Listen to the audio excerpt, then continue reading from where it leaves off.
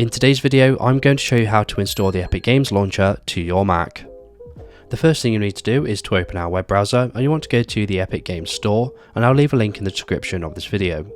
Once you're here, you want to click on the download button in the top right hand corner, and then you want to go ahead and save the installer to your Mac, and in this case I'm going to save it to my desktop.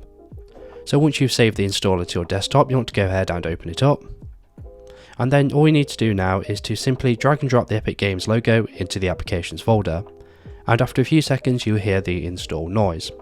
Once you've done this, you can exit out of the installer and you can go ahead and delete it from your Mac.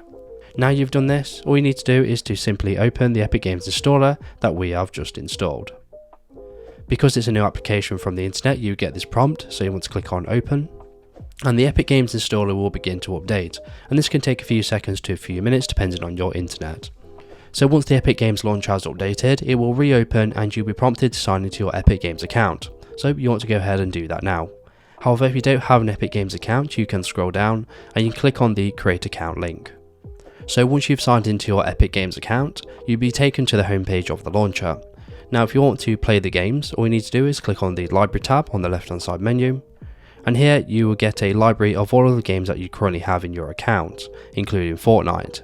However, as of recording this video, Fortnite is not available on the Mac, so if you want to learn how to play Fortnite on your Mac, I'll leave a video to that tutorial in the description of this video. So if this video is helpful, please leave a like, and if you have any questions or comments, you can leave them below.